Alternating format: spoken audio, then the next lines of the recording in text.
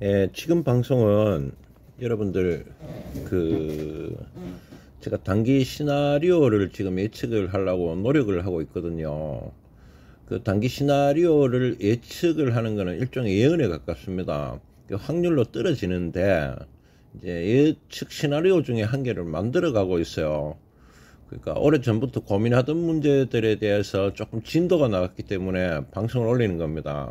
그래서 틀릴 수 있다 하는 걸 까먹지 마시고, 또 이렇게 제가 올려놔야 어떤 하나의 시나리오를 정해놔야 또 장님이 길을 찾듯이로 얘는 이런갑다. 근데 가보니 또 아니네. 근데 맞네. 이렇게 진행을 하기 위해서 하나의 시나리오를 세우는 거니까 이 방송을 100% 믿을 필요는 없고요. 이럴 수도 있다 하는 거로 받아들이시길 바라겠습니다. 아시죠? 재미를 한번 들어보이소. 턴이 사실은 페더레이션, 그러니까 연준의 입장과 또 연방 정부들의 입장에 대해서 또 다른 중앙은행 입장에 대해서 고민을 참 많이 했었거든. 전에도 한번 했지만 이 이야기를 먼저 한번 들어보세요.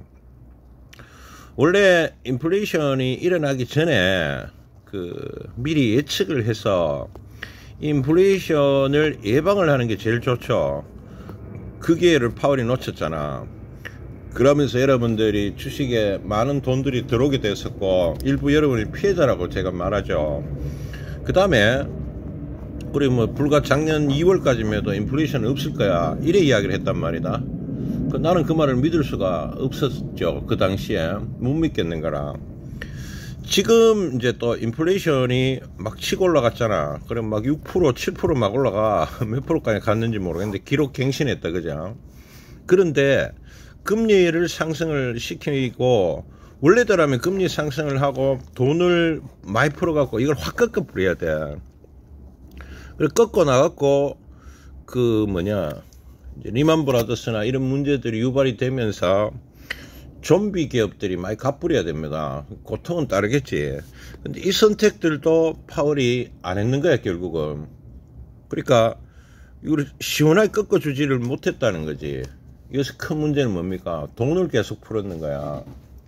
그러면서 금리 인상만 하면서 폼은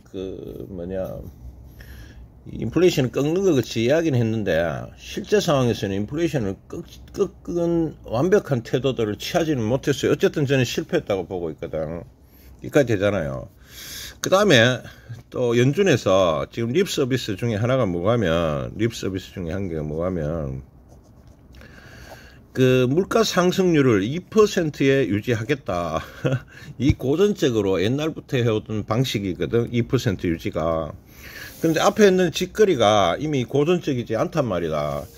고전적이지 않은데 전통적인 트레디셔널한 모드가 2%, 이거 트레디션이죠. 전통적인 방식이단 말이다. 그죠? 이 2%가 유지를 한다는 거는 턴은 안 믿는다 이 말이지. 그래서 턴 생각에는 인플레이션율이 2%는 불가능하다고 보는 거야. 그러니까 마치 작년은 1, 2월에 인플레이션은 없을 거야 하는 파월 말을 안 믿듯이로 지금 와서 2%를 목표로 하고 있다는 이 립 서비스를 안 믿고 있다 이 말입니다. 이 말 알아들으시겠죠? 이 인플레이션율은 믿을 수가 없다는 거지. 그래서 턴 생각에는 3.5%에서 4%, 좀 크게 잡으면 3에서 한 4%의 인플레이션율이 최대 할 수 있는 인플레이션 억제율이라고 보이는 거야. 10년 뒤에는 어디 될지 모르겠지. 당분간 이거 이상을 잡아내는 건 불가능하다고 보이는 거야. 그래 생각을 계속 하고 있습니다, 현재도. 그러다가 이렇게 진행이 되면은 금리는 5% 이상을 유지를 해야 돼요. 유지해야 된다고. 왜 유지해야 되노 하면, 만약에 금리를 5% 밑으로 떨어뜨리게 되면 어떤 상황이 일어나노 하면 다시 인플레이션은 5에서 6%로 막 올라갑니다. 파월이 제일 싫어하는 거지. 인플레이션 되면 제일 싫어한다 했잖아요.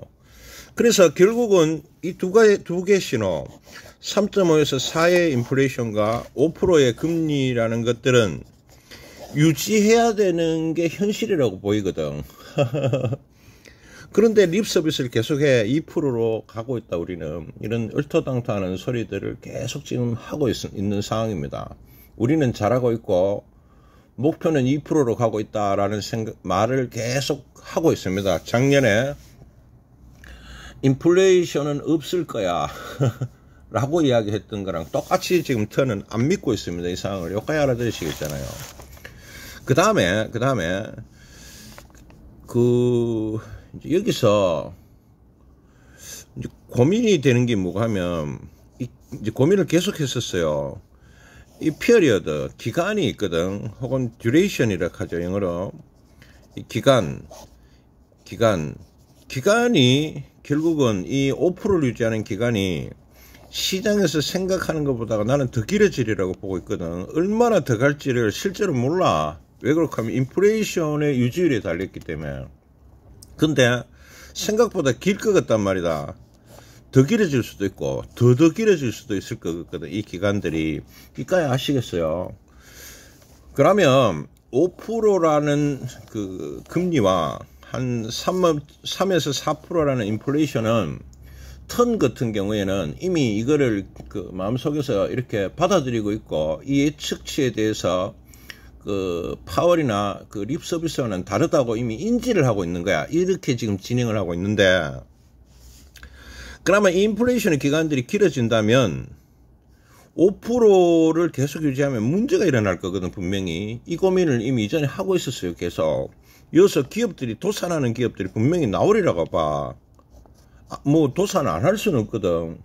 그럼 이럴 때는 우연락하지. 아들이 그리 고민을 계속 했었어요. 지금까지 계속 고민이 이 지점에 돌입돼 있었던 거야.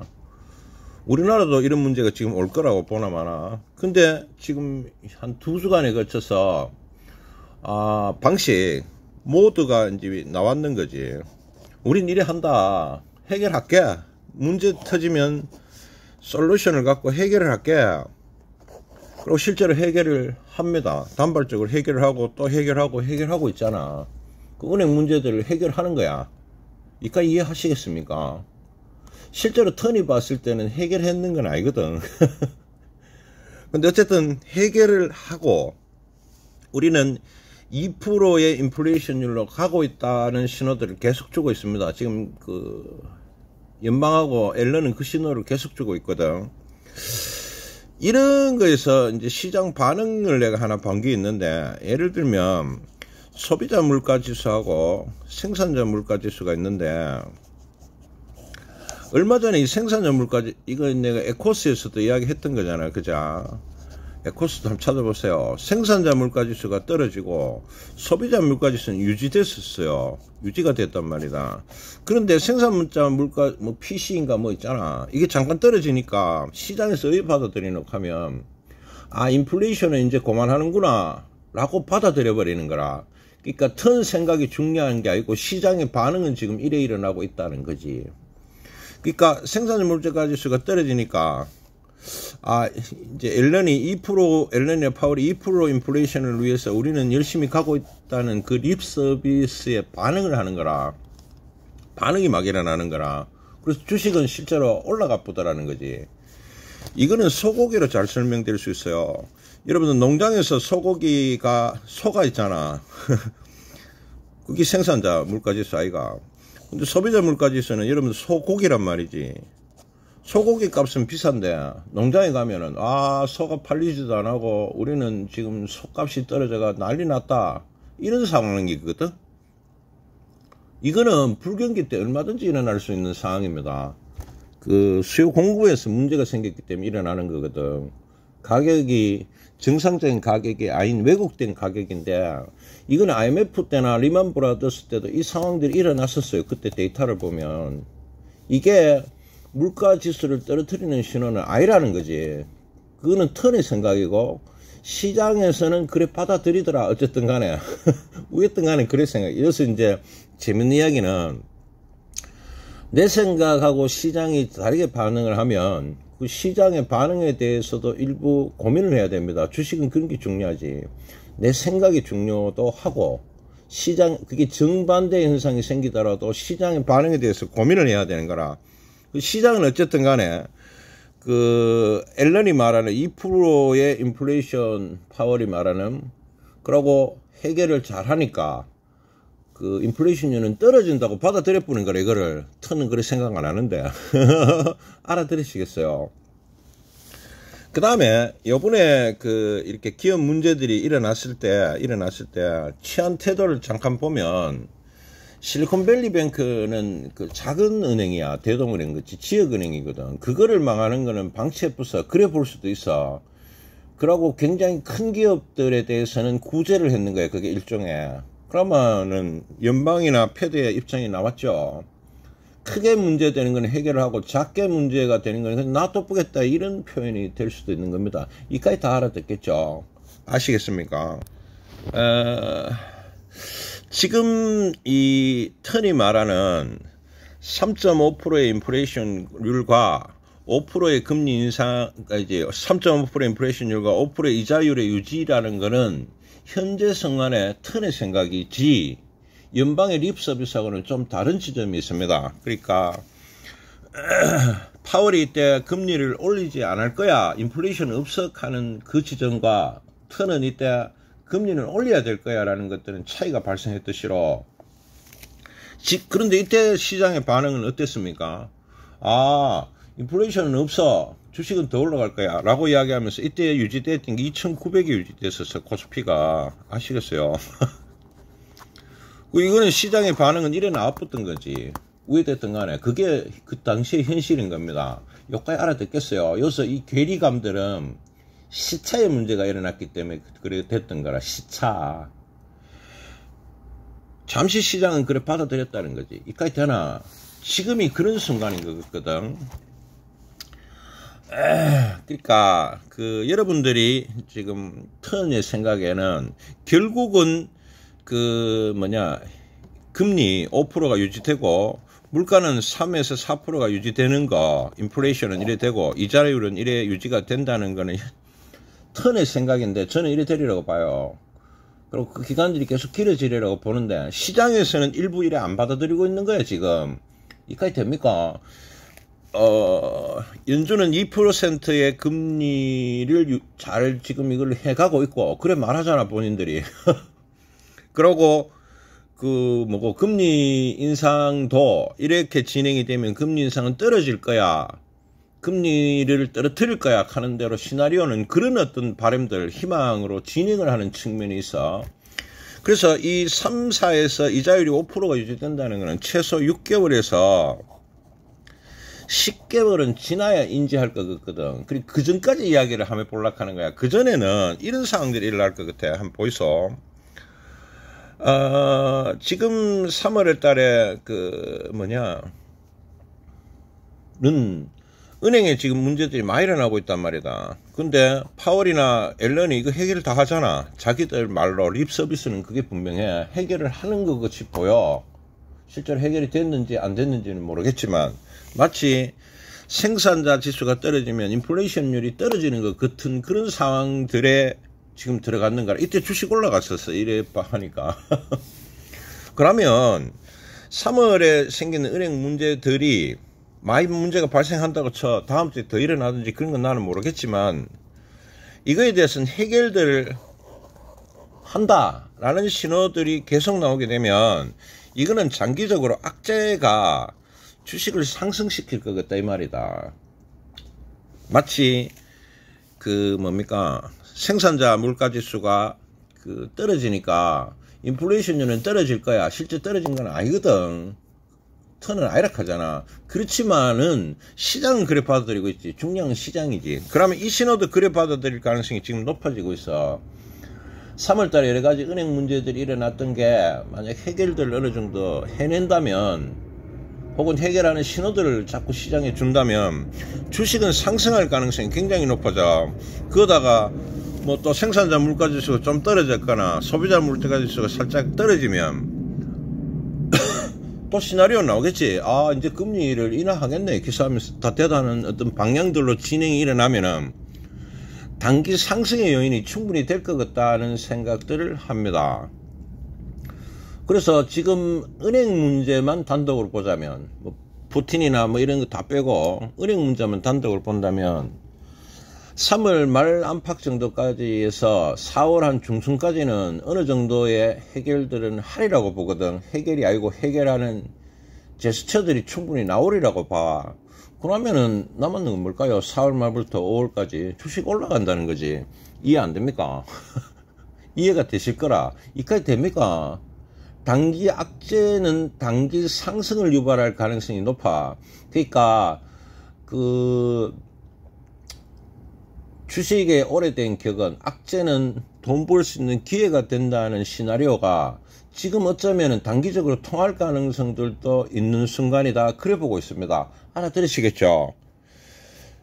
너무 길어졌네. 잠시 한마디를 해보면 턴은 지금 이제 마무리할게요. 또 한 개가 더 있다. 아까 여기서 뭐 하더노 연방에서 쓸데없는 기업들을 망가뜨리고 큰 기업에만 돈을 풀어주고 이란다 했지. 그럼 우리나라 주가도 어떤 상황이라고 하면 실제로 주가는 밑에서 지금 2,400까지 왔지만 일반 종목들은 2,200대 후반의 어떤 가격대를 유지하고 있는 겁니다. 2,400까지 올라왔는 것만큼 못 올라왔는 거야. 왜 그렇게 다른 올라오는 큰 종목들이 많이 움직여 버렸는 거지. 작년 10월 며칠부터 지금까지 상승은 그런 상승이었거든. 무슨 말이냐고. 이렇게 주식이 단기 악재에서 상승을 하더라도 올라갈 종목이 올라갈 가능성이 높다 하는 게라. 그래 아무 종목이나 다 따라 올라가지는 않을 거다. 주식은 빈익빈 부익부가 안 되는구나. 잠시 껐다 켰습니다. 그래서 빈익빈 부익부 현상들이 생길 가능성이 높아지는 거라 올라가는 종목은 올라갈 가능성이 높다 그래 보이는 겁니다. 자, 각설하고 정리를 하나 보면 주식은 지금 3에서 4%의 인플레이션율과 5%의 금리가 유지되면서 이 금리 인상, 고금리 유지의 기간들이 굉장히 길어질 거라는 거. 지금 5에서 6%가 되든 5%가 되든 큰 문제가 차이점은 없다고 보거든. 그런데 이거를 인지하는데 걸리는 시간이 한 6개월 이상 걸릴 거거든. 길면 10개월. 6개월이면 한 9월, 10월이 되겠죠. 그때가 되면은 인지를 만약 한다면 또 문제가 오겠지. 이거 그래 될 일이 아니네. 이렇게 하면서 또 주식은 한 번에 어떤 변동성들이 아마 일어날 가능성이 있다고 봐요. 그러나 그 전까지는 계속 이 립 서비스가 통하고 있는 거라. 마치 파월이 인플레이션이 없석하고 그런 이야기를 작년 1월에 했었잖아. 그런 립 서비스 매로 지금 우리는 2%를 위해서 금리를 잘 올려가면서 기업이 문제가 생기면 잘 해결을 하고 있어 하는 신호들을 시장에 계속 주고 있거든. 그럼 뭐 되노 하면은 단기 악재가 그러니까 은행의 문제가 많으면 많을수록 오히려 올라갈 수 있는 소지들은 더 많아지는 순간이다. 그래 보이고 다만 그때도 올라가는 종목은 따로 있다 하는 게 아무 종목이나 올라가지는 않을 거라 하는 그런 생각들을 3월 26일을 해보고 있습니다. 여러분들은 제 이야기 다 맞는 건 아니니까 그러니까 지금 인지를 하기 전까지